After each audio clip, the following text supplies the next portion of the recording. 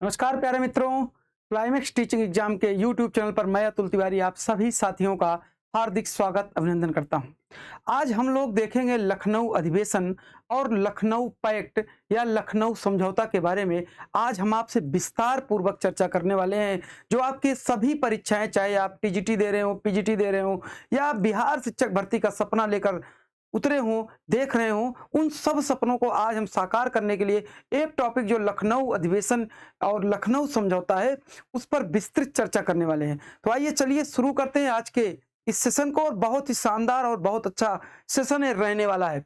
तो लखनऊ अधिवेशन, लखनऊ पैक्ट के बारे में हम लोग बात करते हैं। तो ये लखनऊ अधिवेशन जो आपका है 1916 में हुआ था।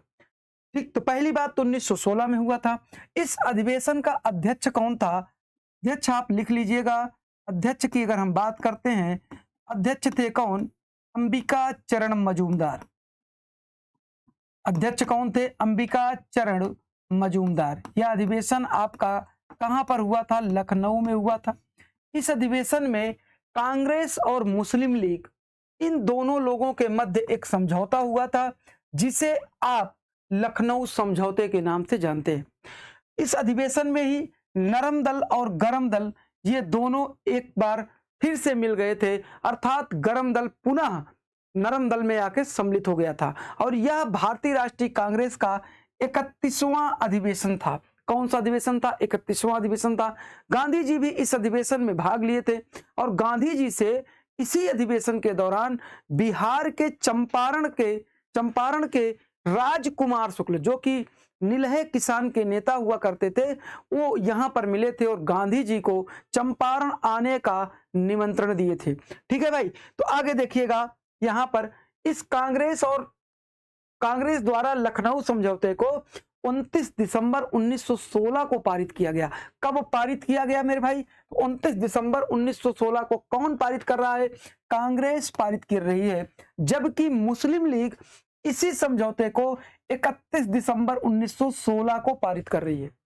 ठीक है, आगे देखिएगा। इस लखनऊ समझौते में मुख्य भूमिका किसने किसने निभाया था? तो एनी बेसेंट, बाल गंगाधर तिलक और मोहम्मद अली जिन्ना ने महत्वपूर्ण भूमिका इस समझौते में निभाई थी। ठीक है, चलिए आगे।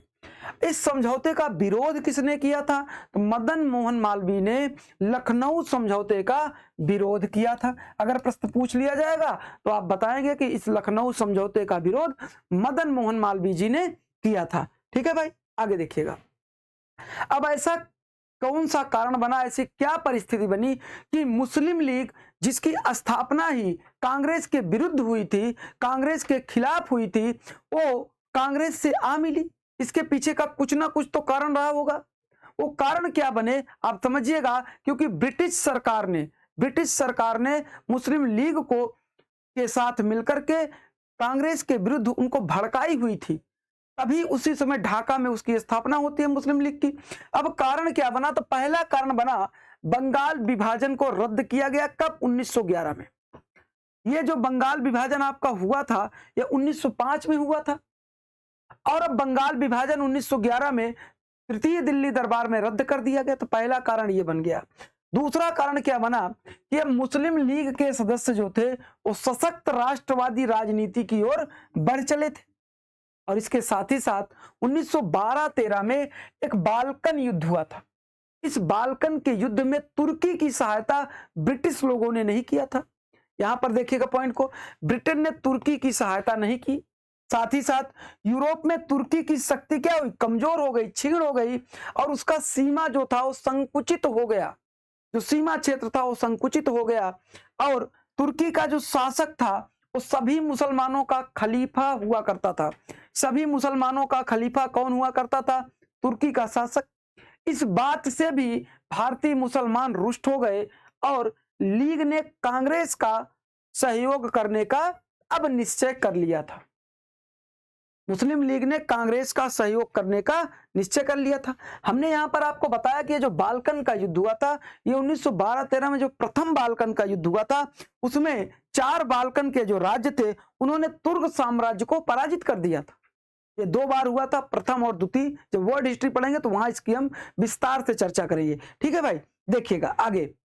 अब 1913 का अगर हम लीग का अधिवेशन देखें, किसका, मुस्लिम लीग का अधिवेशन 1913 का, तो ये अधिवेशन हुआ कहां था, स्थान जो है वो आगरा में इसका अधिवेशन हुआ था। ठीक, और इसमें अध्यक्ष कौन थे, इब्राहिम रहमतुल्लाह। अध्यक्ष मुस्लिम लीग के कौन थे, इब्राहिम रहमतुल्लाह इसके अध्यक्ष हुआ करते थे। ठीक, और इसी अधिवेशन में मुस्लिम लीग ने यह घोषणा की कि अब लीग का जो उद्देश्य है वो साम्राज्य के अंदर हिंदुस्तान के लिए स्वराज हासिल करना। अब देखिए उद्देश्य बदल गया मुस्लिम लीग का, अब कह रही है कि साम्राज्य के अंदर हिंदुस्तान के लिए स्वराज हासिल करना, और उसके लिए वह हिंदुस्तान के अन्य संगठनों का सहयोग करेगी, बशर्ते, कंडीशन भी लगा रही है, बशर्ते भारतीय मुसलमानों के हित सुरक्षित रहें। ठीक, अब इस बात से क्या आपको समझ में आया कि अब मुस्लिम लीग का जो रुख है वो समझौतावादी हो चुका था। कैसा हो चुका था, समझौतावादी, अर्थात वो समझौता करने के लिए तैयार हो चुके थे। ठीक है, ये पृष्ठभूमि है, ध्यान दीजिएगा।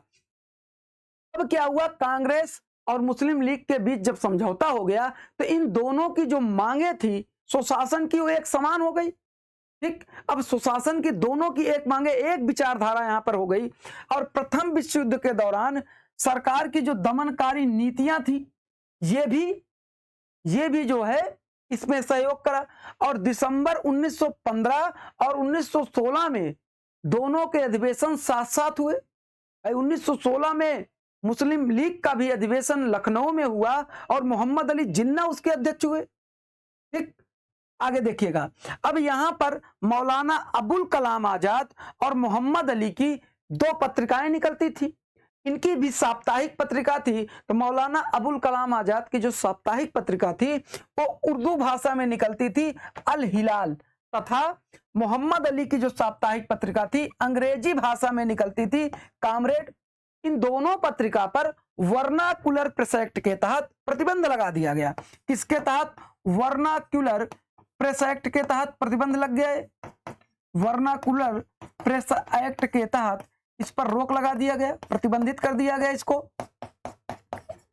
इस बात से भी भारतीय मुसलमानों में नाराजगी आ गई। अगली बात देखिएगा कि जो आपके अली बंधु थे, मोहम्मद अली और शौकत अली तथा मौलाना अबुल कलाम आजाद और हसरत मोहानी को नजरबंद कर दिया गया। इन तीनों लोगों को यहां पर अली बंधु में कौन कौन, मोहम्मद अली और आपके शौकत अली, ये जो आपके खिलाफत आंदोलन को शुरू किए थे, ये दोनों भाई, और मौलाना आजाद और हसरत मोहानी को नजरबंद कर दिया गया। ठीक, अब लीग के सदस्यों में जो ब्रिटिश सरकार की साम्राज्यवादी विरोधी भावनाएं थी वो अब बढ़ चली थी। ठीक है, तो ये क्या थे, एक कारण थे, ये कारण थे मुस्लिम लीग के किसके साथ जुड़ने का, कांग्रेस के साथ जुड़ने का और समझौता करने का।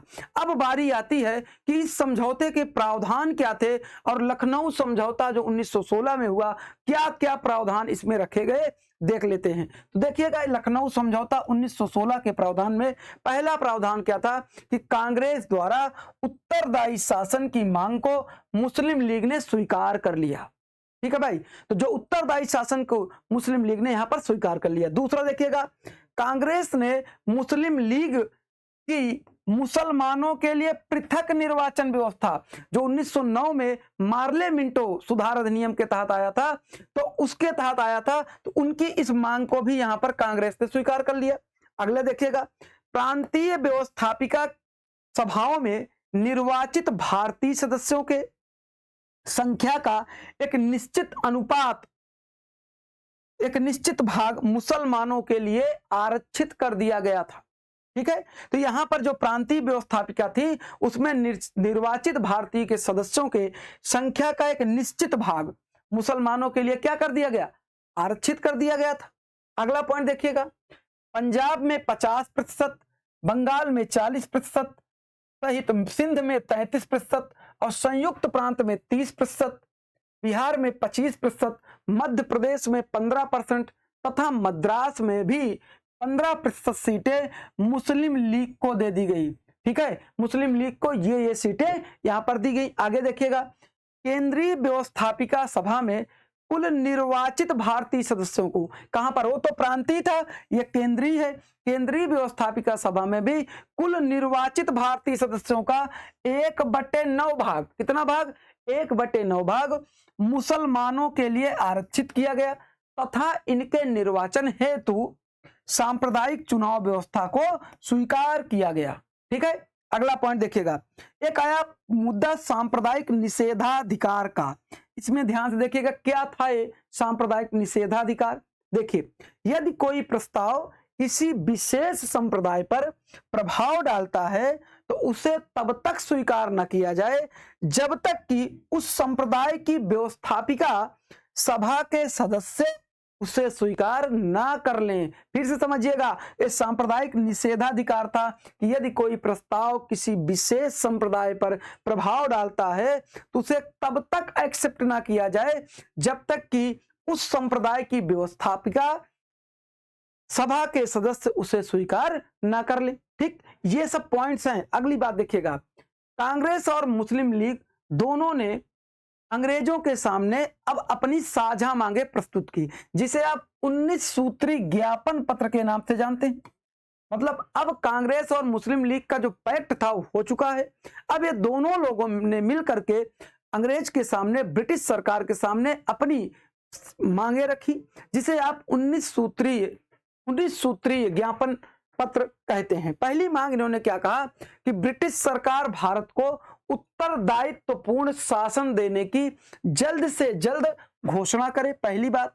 दूसरी बात इन्होंने क्या कहा कि केंद्रीय विधान परिषदों, प्रांतीय विधान परिषदों तथा निर्वाचित भारतीयों की संख्या बढ़ाई जाए तथा उन्हें और अधिकार दिए जाएं। ये बात कौन कर रहा है, ये कांग्रेस और मुस्लिम लीग दोनों कह रही हैं।